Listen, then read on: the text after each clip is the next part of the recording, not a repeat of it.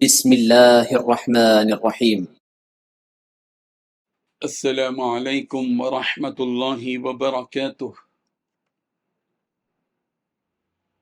الحمد لولی والصلاة لنبی محمد وآلہ وصحبہ اجمعین، اما بعد۔ حاضرین و ناظرین، یہ درس نمبر 2251 ہے، اور آج سورۃ المدثر کی 3 آیتوں کی تلاوت اور تشریح کی جائے گی۔ آیت نمبر 54، 55 اور 56، 54، 55 and 56۔ اعوذ باللہ من الشیطان الرجیم، بسم اللہ الرحمن الرحیم۔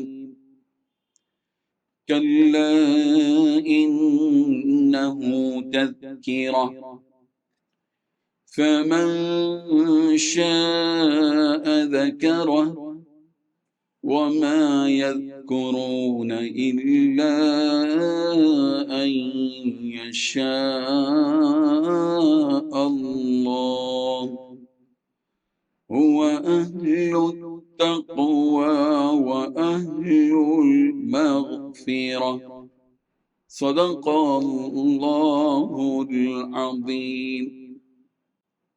لفظی ترجمہ یوں ہے، کلا ہرگز نہیں، انہو یقیناً یہ، تذکرہ ایک نصیحت ہے، فمن شاء پس جو چاہے، ذکرہ وہ نصیحت حاصل کرے اس سے، وما یذکرون وہ نصیحت حاصل نہیں کرتے، الا مگر، ان یشاء اللہ کہ چاہے اللہ، ہوا وہی اہل التقوی تقوی کے لائق ہیں، وہ اہل المغفرہ اور مغفرت کے لائق ہیں۔ ترجمہ یوں ہے، ہرگز نہیں، یہ قرآن ہی ایک نصیحت ہے، اب جو چاہے اس سے نصیحت حاصل کر لے، اور یہ لوگ نصیحت حاصل کریں گے ہی نہیں مگر یہ کہ اللہ ہی ایسا چاہے۔ وہی اس بات کا حل ہے کہ اس سے ڈرا جائے، اور وہی اس بات کا حل ہے کہ لوگوں کی مغفرت کرے۔ ان 3 آیتوں میں 5 باتیں بیان کی گئی ہیں۔ پہلی بات، ایسا ہرگز نہیں ہوگا بلکہ ایک قرآن ہے جو نصیحت کے لیے کافی ہے۔ دوسری بات، اب جسے نصیحت حاصل کرنا ہو وہ اسی سے نصیحت حاصل کرے۔ تیسری بات، یہ لوگ نصیحت حاصل نہیں کریں گے الا یہ کہ اللہ ہی ایسا چاہے۔ چوتھی بات، وہی اس بات کا حل ہے کہ اس سے ڈرا جائیں۔ پانچویں بات، وہی اس کا حل ہے کہ لوگوں کی مغفرت کرے۔ بزرگان محترم، پچھلی آیات میں ساری چیزیں بتا دی گئی تھیں کفار کے سلسلے میں، جنہوں نے اللہ کی اس کتاب کو جھٹلایا، اس کو جادو قرار دیا، نبی کی بات نہیں مانی، اور ان سے صاف طور پر کہہ دیا گیا کہ تم لوگ اگر دین کو قبول کرو گے تو تمہارا نفع ہوگا، اور اگر نہیں مانو گے تو تمہارا ہی نقصان ہوگا۔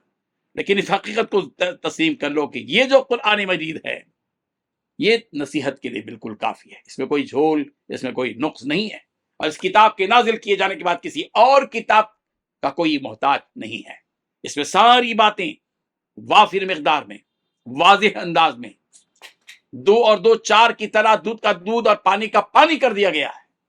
ایسی پیاری کتاب کے آنے کے باوجود اگر کوئی انکار کرتا ہے تو ظاہر بات ہے کہ وہ اس کا نقصان ہوگا۔ جو چاہے نصیحت حاصل کرے، نصیحت حاصل وہ کرے گا تو اس کا فائدہ ہوگا۔ اللہ تبارک و تعالیٰ اس کی نصیحت کے قبول کیے جانے کا محتاج نہیں ہے۔ جو نصیحت حاصل کرے گا اس کو فائدہ ہوگا، جو نصیحت حاصل نہیں کرے گا اس کا نقصان ہوگا۔ یہی باتیں اس میں بیان کی گئی ہیں کہ یہی ایک قرآن ہے جو ہم نے اپنے نبی محمد عربی صلی اللہ علیہ وسلم پر نازل کیا ہے۔ بس یہی نصیحت کے لیے کافی ہے۔ اگر کوئی اسے سچے دل سے پڑھے اور اسے بیان کی ہوئی باتوں پر غور کرے تو اسے حقیقت اور سچائی کا پورا علم اور اس کا پتہ ہو جائے گا۔ اس نصیحت کو سمجھنا ہو تو وہ سمجھے، اور جسے نہ سمجھنا ہو تو اس پر کسی قسم کی کوئی زبردستی نہیں ہے۔ اللہ تبارک و تعالیٰ کسی کا ہاتھ پکڑ کر نہیں کھینچیں گے کہ آ ہدایت کی طرف، آ مسجد کی طرف، آ سجدہ کر اللہ کا، نہیں۔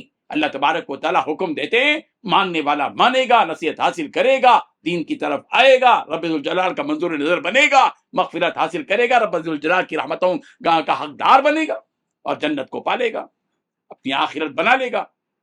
لیکن جس کو نہیں چاہیے یہ چیزیں، اور جس کو اللہ کے رسول کی باتوں کو ماننے کا ارادہ اس کا ہے ہی نہیں ہے، جائے جہاں جانا چاہے، جہنم میں جھونک دیا جائے گا تو جہنم میں جانا پڑے گا، وہاں اپنی طاقت نہیں چلے گی، وہاں تو رب کی طاقت چلے گی۔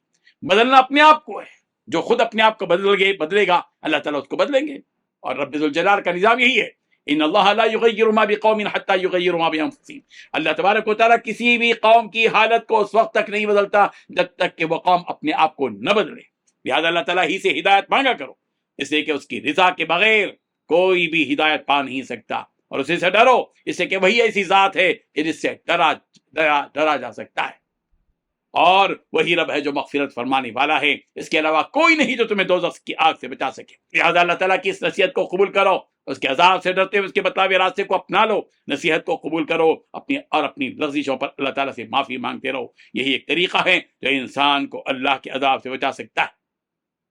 حضرت انس رضی اللہ عنہ سے مروی ہے، رسول رحمت صلی اللہ علیہ وسلم نے ارشاد فرمایا، نے اس آیت وہ اہل التقوی و اہل المغفرہ کے بارے میں فرمایا کہ اللہ تعالیٰ نے فرمایا کہ میں ہی اس بات کے لائق ہوں کہ مجھ سے ڈرا جائے، لہذا جس نے مجھ سے ڈر کر میرے ساتھ کسی کو شریک نہیں بنایا تو ایسے شخص کی میں ضرور مغفرت کروں گا۔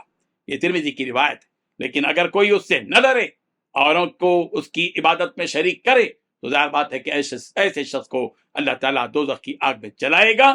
اللہ تعالیٰ ہم سب کو دوزخ کے عذاب سے بچائے اور توحید پر اس دنیا میں قائم رہنے کی توفیق عطا فرمائے، آمین۔ وآخر دعوانا ان الحمد للہ رب العالمین۔